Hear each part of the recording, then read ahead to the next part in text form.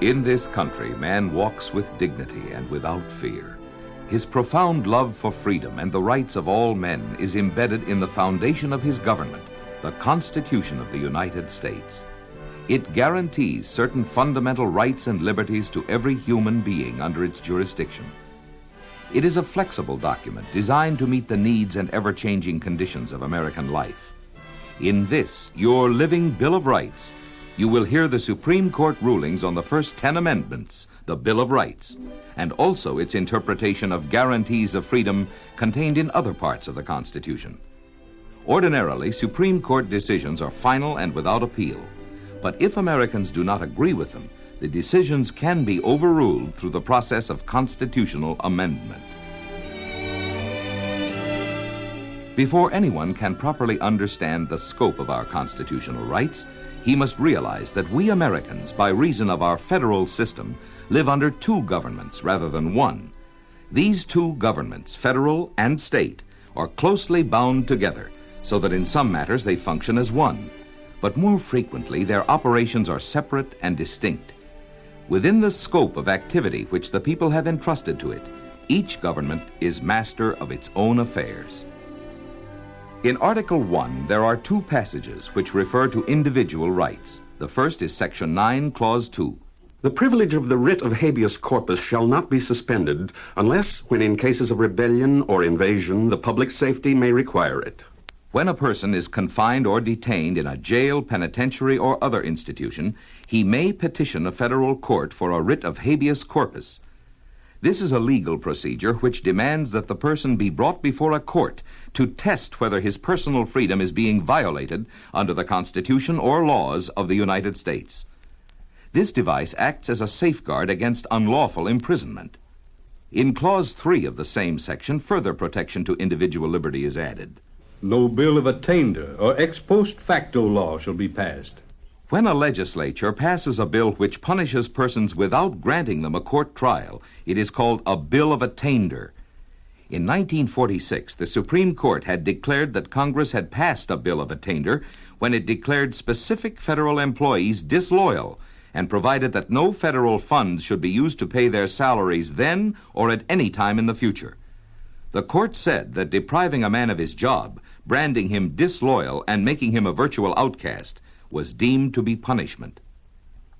An ex post facto law is one which imposes punishment for an act which was not punishable at the time it was committed, or which increases punishment after the crime was committed.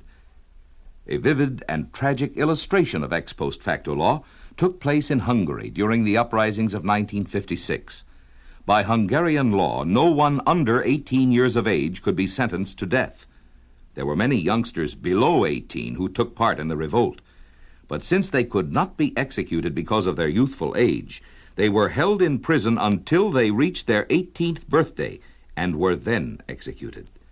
Punishment for a crime was thus increased after the crime was committed. Congress is prohibited from passing either a bill of attainder or an ex post facto law, and by virtue of Section 10 of this same Article 1, state legislatures are also prohibited from taking either action. There are two parts in Article 3 which offer significant protections to the individual. First, Section 2, Clause 3.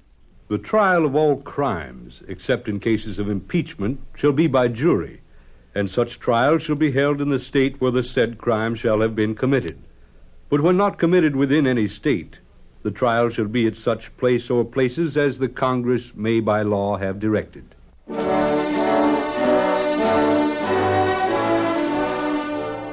Except for impeachment, any person who is tried in federal court for a serious crime can have a jury. But the Supreme Court has ruled that this guarantee does not hold for trials for petty offenses and certain criminal contempts. It also excludes cases rightfully tried before court-martial or other military tribunal, and in some cases where the defendant has voluntarily relinquished his right to a jury. Section 3, Clause 1 relates to treason, the only crime defined by the Constitution. Listen carefully to the precise description of this offense.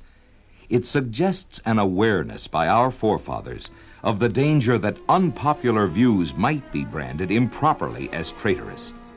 Recent experience in other countries with prosecutions for conduct loosely labeled treason confirms the wisdom of the authors of the Constitution in expressly stating what constitutes this crime and how it shall be proved.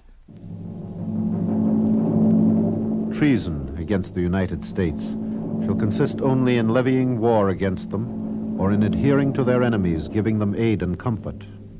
No person shall be convicted of treason unless on the testimony of 2 witnesses to the same overt act, or on confession in open court.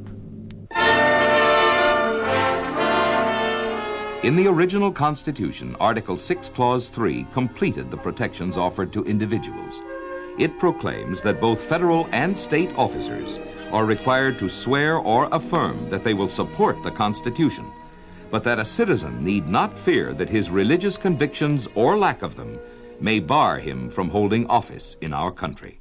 The senators and representatives before mentioned, And the members of the several state legislatures, And all executive and judicial officers, both of the United States and of the several states, shall be bound by oath or affirmation to support this Constitution. But no religious test shall ever be required as a qualification to any office or public trust under the United States.